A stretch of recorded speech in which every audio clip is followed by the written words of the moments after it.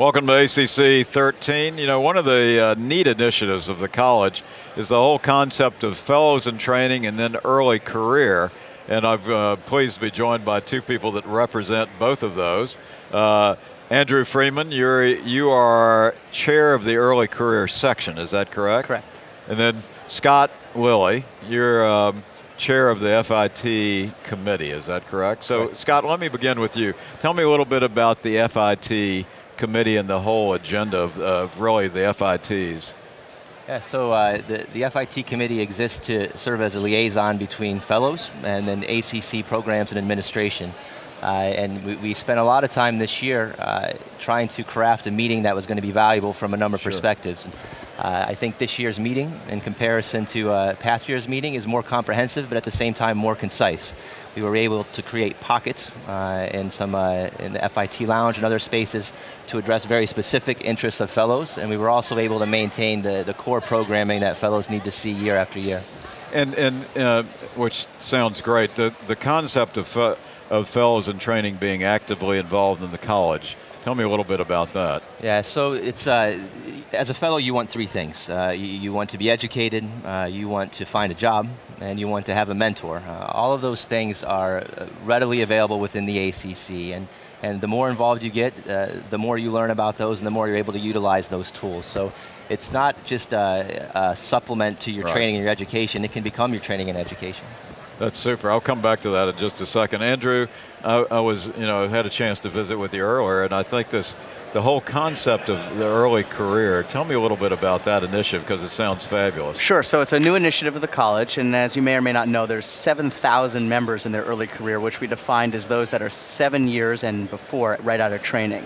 And the big difference is, just like we all remember when we're fellows, we want as little work as possible, and when you leave, you want to take on as much as you can possibly handle and get right up to speed. Right. And so a lot of the issues that we face were not as well addressed until recently by the college, and so we created a section, we have a council, and we've created lots of work groups to address many of the issues, which I'm happy to discuss. Yeah, let's go into that just for a second, because I want to know what are some of the, I think I know, but I'd like to hear from you, what are some of the challenges and the opportunities that people see in their early career? Right, so the early career is a very interesting time. It's a transition from someone constantly looking over your shoulder and then it goes away. And so a lot of us are looking for mentorship, and sometimes even mentorship outside of our institution, particularly if you're the guy for whatever particular issue. Right. On top of that, many of us are also struggling with finding funding. For those of us in academics, and even those in private practice who want to do industry-sponsored research, many of us are having trouble getting that. And so we've created and crafted very carefully with lots of talented staff from the ACC some initiatives, and we're going to be revamping the college-wide mentorship program, and through a partnership with InfoEd, we'll have a sort of Google for grants. That's cool, yeah. So we'll be able to find funding that wouldn't necessarily always be readily available in the usual sources. I mean, I think this is really a time of tremendous change, obviously, structurally for the practice of cardiology, financially, and all that stuff. Andrew, Scott, you mentioned some of the opportunities, but tell me more of the opportunities for the FITs here at the meeting. There were small group mentoring sessions this year, so if you were interested in heart failure and didn't feel like there was a venue for you to find someone in their early career to discuss things with, that exists this year. We have a session called the Meet and Greet, where you have the luminaries of cardiology, the guys with their names on the front of the textbook, sitting at a round table and waiting for you to come up and introduce yourself. Really? And you can talk to them frankly. They have autographs? They give out autographs? I'm sure they would. I'm kidding, but that's a great idea. You get that opportunity really no other place.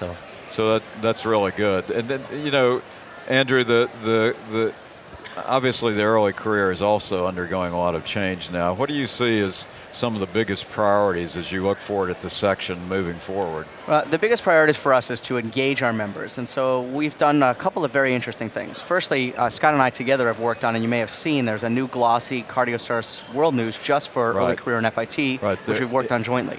That's part of that, or is there now a whole new one? It's a separate one that comes I'm sorry, I have not seen that. Yeah, so that's one. Okay. And then two, we've gotten a lot of original content together to help guide our early career members, and we actually have a newsletter we've published, and it covers everything from what do you do with $1,000 to invest, to dealing with your first death as an attending, to everything in between. Cool. And then we have a really neat initiative where we've created a Facebook page, but not a normal Facebook page. It's actually a closed forum where you have to get access, given access to get in. And in that forum, we communicate two-way, bi-directional. So not only are some of the staff in there, but all of the council of the early career section, and then members. Anyone in their early career can come on in, and we discuss things like interesting cases and how to deal with administration in your institution and so forth. It's really been fantastic. That's fabulous. I mean, I think as a fellow in training, then obviously being able to transition into this early career is good, but it's great that you've got the fellows in training engaged. So this sounds wonderful.